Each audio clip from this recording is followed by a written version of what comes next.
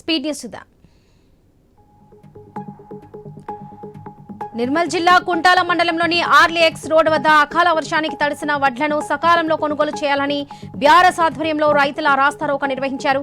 ధాన్యాన్ని కొనుగోలు చేస్తామని అధికారులు హామీ ఇచ్చే వరకు రాస్తారోకో విరమించేదే లేదని రోడ్డుపై బైఠాయించారు రైతులు.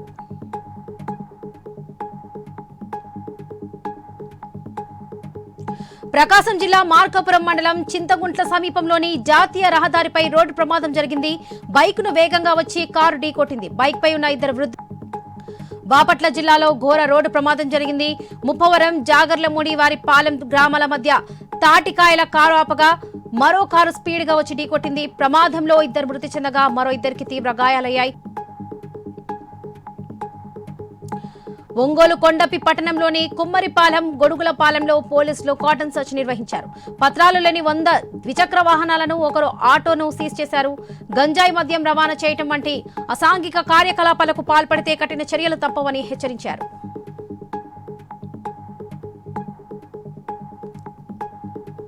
కాకినాడ రూరల్లో టీడీపీ మినీ మహానాడు నిర్వహించారు. రాష్ట్ర Shetti Balija corporation chairman Satyababu, MLC Perabathula Rajasekhar, మాజీ ఎమ్మెల్యే పిల్లి అనంత లక్ష్మీ సత్యనారాయణ, కోఆర్డినేటర్ కటకం శెట్టి బాబీ, కాకినాడ జిల్లా అధ్యక్షులు జ్యోతుల నవీన్ తదితరులు పాల్గొన్నారు.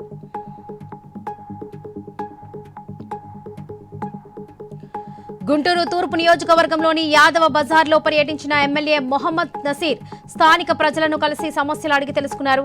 ఎమ్మెల్యే వెంట కార్పొరేటర్లు, టీడీపీ నేతలు, జీఎంసీ అధికారులు ఉన్నారు. దోమల ఇబ్బంది పెడుతున్నట్లు ఎమ్మెల్యేల దృష్టికి తీసుకువెళ్లారు స్థానికులు.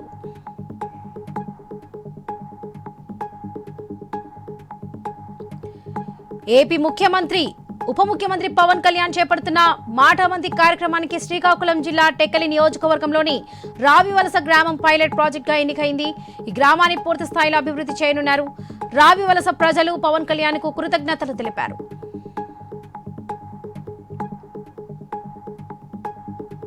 నిజామాబాద్ జిల్లాలోని మక్లూర్ మండలం గొట్టుముక్కల గ్రామంలో పంచాయతీ కార్యదర్శి గౌవమోహన్ 18,000 లంచం తీసుకుంటూ ఏసీబీ అధికారులకు చిక్కాడు.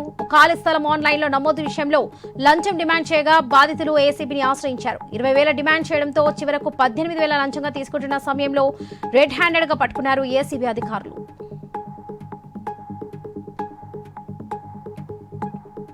నంద్యాల జిల్లా బనగానపల్లిలో అక్రమంగా ధాన్యాన్ని తరలించిన వ్యాపారి సాయి కుమార్ పై కేసు నమోదు చేశారు.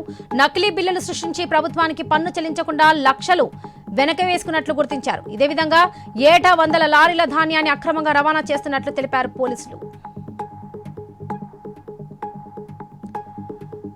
ప్రతిపక్షంలో ఉన్నప్పుడు పార్టీ కోసం కష్టపడి పనిచేసిన కార్యకర్తలకు ఇప్పుడు అండగా ఉంటామన్నారు హిందూపురం ఎంపీ బీకే పార్థసారథి. శ్రీ సత్యసాయి జిల్లా పెనుగొండ నియోజకవర్గంలో నిర్వహించిన టీడీపీ మినీ మహానాడులో ఎంపీ పాల్గొన్నారు.